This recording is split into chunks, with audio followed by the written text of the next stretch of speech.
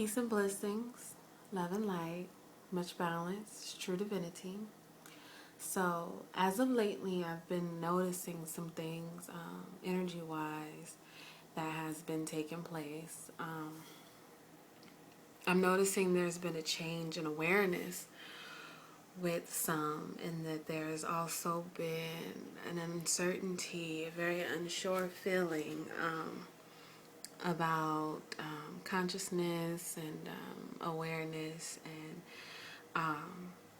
certain aspects that really should be natural to us. There are those actually that I'm seeing, and they're feeling very inadequate, and what I'm sensing is that it's a fact of not living up to the standards in which a lot of people feel being conscious is. A lot of people feel that is the definition of being conscious.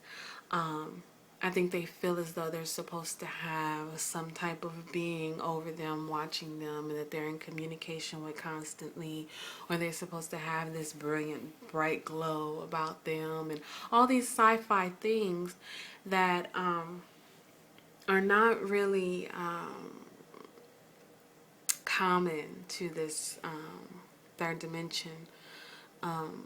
Things that if you are not at a certain level of your consciousness or in your awakening, you will not experience those things. I'm also noticing that there is a great deal of denial within a lot of the beings here that I don't want to say this the wrong way because I don't want to offend anyone, but a lot of people becoming stagnant because they are getting comfortable in the place in which they are spiritually as well as physically. And the reason why is because they feel it's kind of like it's they're supporting one another. So they rather stay in that state of being rather than progress higher.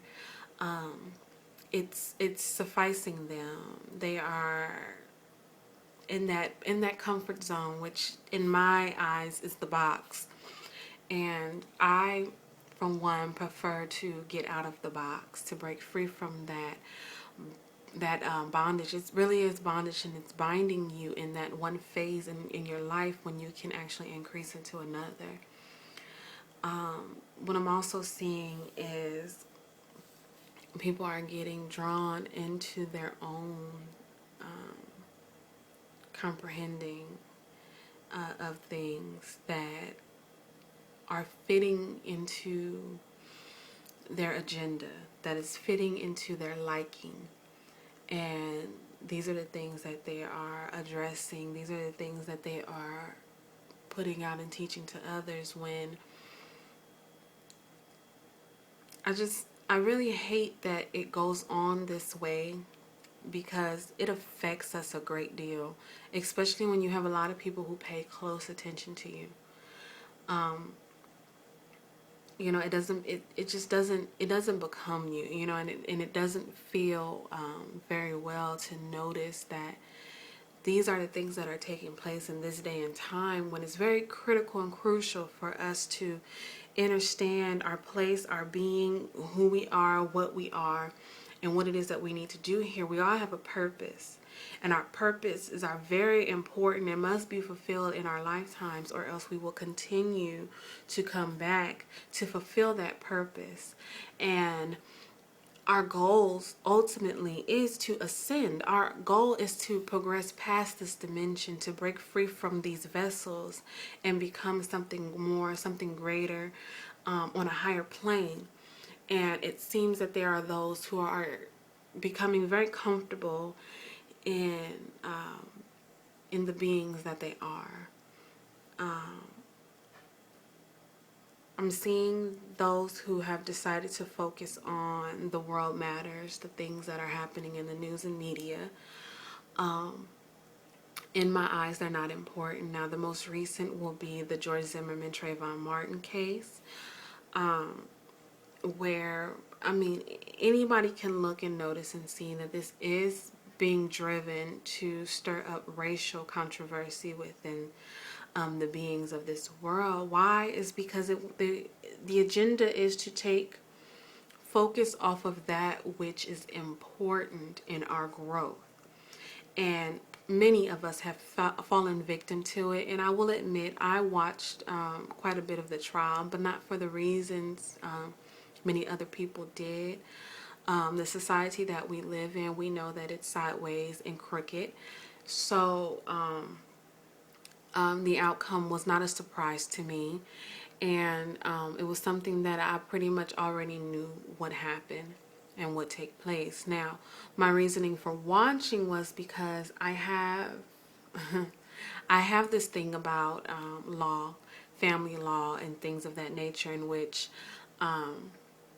I actually wanted to be a family lawyer so that I would be able to be somewhat of an advocate and help those families who are losing their children, or their children are in bad situations and things of that nature. I in no means want to be a part of our government. By no means do I want to be in our judicial systems or anything of that nature to try to cause some drastic changes and all this stuff. I'm not a politician. I'm not into becoming a judge or anything like that. I just wanted to be behind the scenes and help families who deserve to stay together. Also, what I've noticed is once that this trial has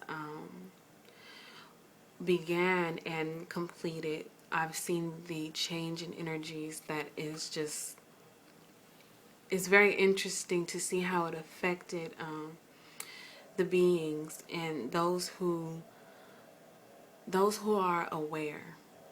It's very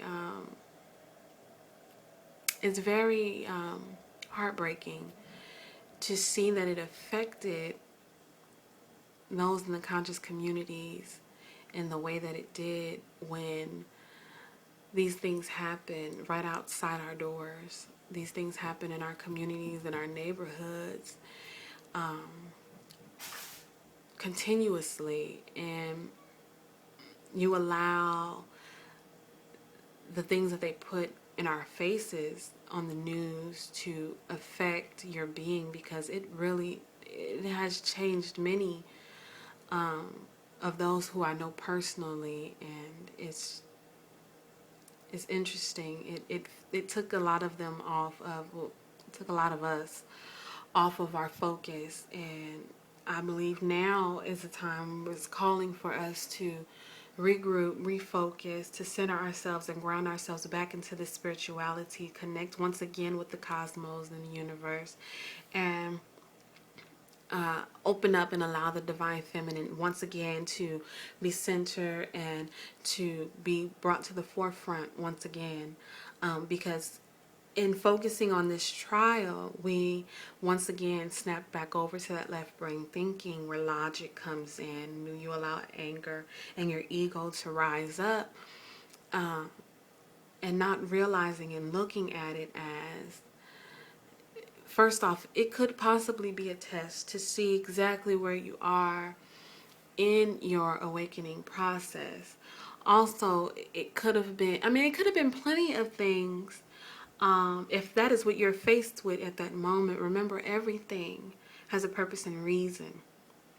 So, I feel now that the energies are calling for us all to refocus, for us to center ourselves and ground ourselves and come back full circle and meet the Divine Mother once again, and focus ourselves on being spiritual, focus ourselves on uplifting one another, to get back in tune with the divine feminine, which right now in this Aquarian age is the forefront of our awakening. Getting out of the patriarchic society and putting focus back on the matriarch, and just bringing that awareness up out of ourselves and spreading that wonderful light to the others around us, and realizing that no, we are not inadequate, realizing that we are powerful beyond measure, realizing that if we can just love ourselves, love the beings who we are within these vessels, and allow that light from our true essence to shine through past the vessels, past the hurts, past the pain, past any blocks, past any anything that triggers aggression or anger. If we can just shed ourselves of those emotions and allow our inner selves to just shine through and break free, we can get back on focus, we can get back right. And that light that shines to others, of course, we know will be a beacon, and they will tune in, I should say, and in turn do the same things. Let's get back with nature. Let's enjoy the trees. I mean, the trees and the plants are so key, people. It is the most, oh my goodness, it is the most wonderful thing that we can have in this world. Why? It's because it fuels us. It gives us the air in which we need to breathe to be here.